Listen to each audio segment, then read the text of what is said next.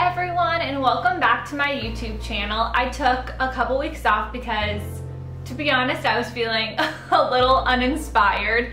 I think I was just getting overwhelmed with finishing my graduate certificate and work and everything going on with my other business, so I needed a couple of weeks off, but I am back and with a brand new theme. So about 2 weeks ago, I was suddenly reminiscing this experience I had back when I was 16. So I was on a cruise ship with my stepsisters and my dad and my stepmom for this 5 or 6 day cruise from Italy to Greece. And for some reason, I still can't tell you why, I decided to do a no desserts cruise. So I chose to eat no desserts on this cruise. And it's so funny, I still think back on this moment from one of the days on the cruise. So we were exploring a small island or a little city in Italy, and my stepsister bought this delicious looking cinnamon roll. And I remember she came up to me and asked me if I wanted a bite. And I don't remember really much of my thoughts other than responding like, no, I'm not eating desserts, I don't want a bite. And it's so interesting looking back on that and just all of the desserts I didn't eat on this cruise ship.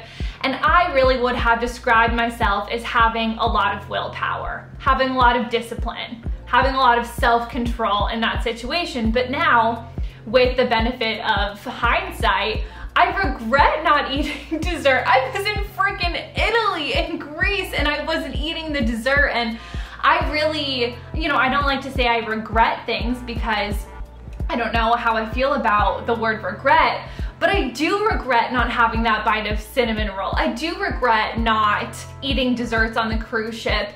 And you're like, I feel like my summary is like, willpower is overrated.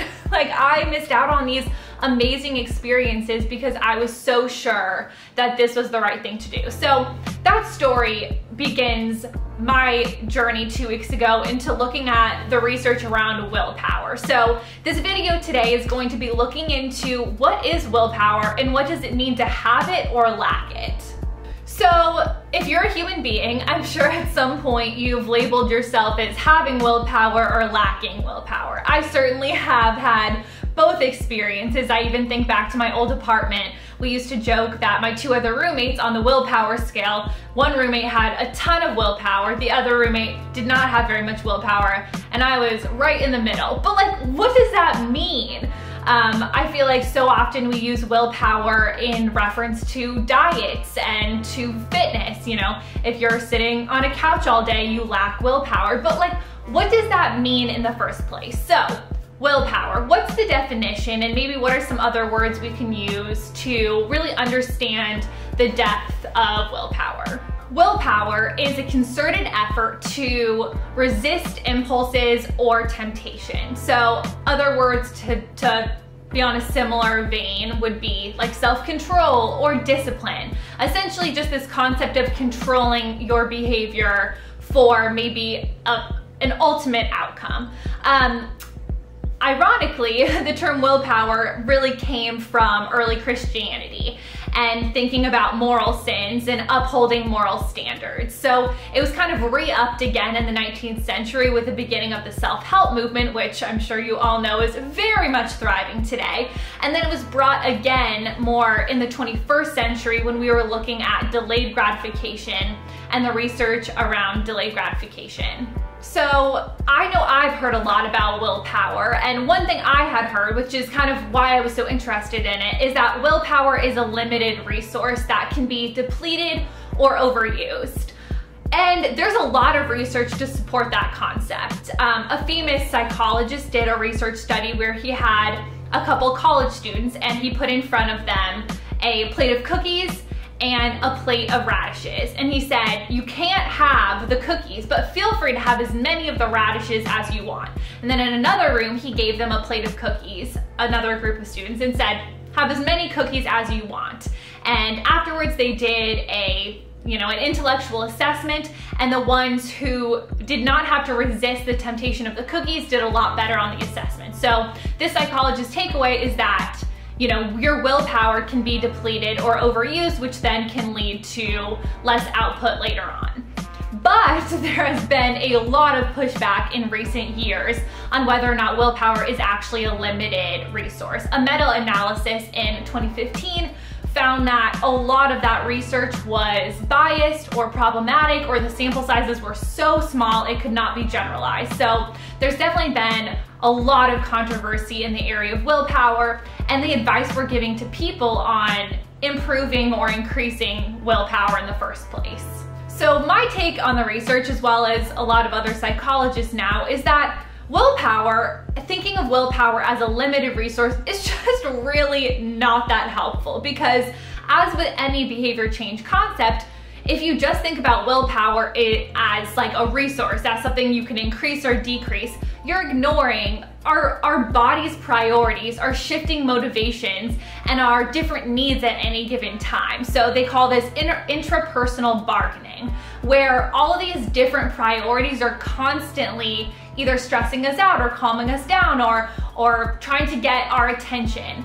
And that's good. Like, we often think of that as a bad thing, but that's really important for understanding where our bodies are at and what our needs are. So that intrapersonal bargaining is crucial. And that's not something that you can increase or decrease. If you think of willpower as any emotion like joy or anger, joy doesn't get depleted over time. Like, it shifts with the other things happening in your life.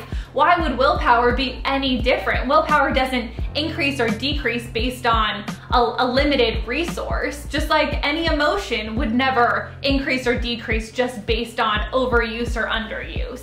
So the diet industry and the fitness industry use lacking willpower or willpower as a core concept in their marketing. So, a diet says, control your willpower, increase your willpower, and don't eat that cupcake. And as you can see from just that example, there's so much shame and guilt and moral superiority that comes with you using willpower as a measure of your success in any given behavior change. And it was funny, they actually did a study on people who believed that willpower was a limited resource, and they did actually feel like they had less willpower after a similar example of the cookie radish scenario. But those who didn't believe that willpower was a limited resource had the same amount of intellectual assessment grade as the other group. So essentially, whether or not you believe that willpower is a limited resource depends on whether or not it can be overused or not, which is super interesting when we're looking at research on our own perceptions of different terms.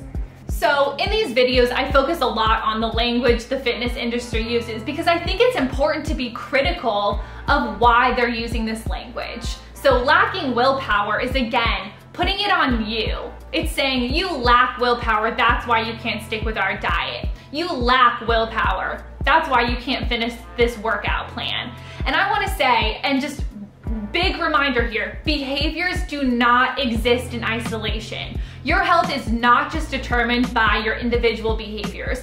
Thinking about the social determinants of health, so many things are going to impact your behavior than just your own individual actions. So when you hear something like, you didn't finish this diet because you lacked willpower, stop, take a second and think, what are they trying to say? What are the assumptions underlying this marketing? And I think in the future, when we're thinking about willpower, it's useful to think of willpower as an emotion. What are activities where you are able to continue motivation long term? What are those activities that you're absorbed in and you want to do them for hours? Rather than thinking of activities where you lacked willpower, what are the ones that light you up, that fill your bucket, that make you want to keep doing that activity? Because our willpower shifts with engagement and enjoyment, just as any behavior would.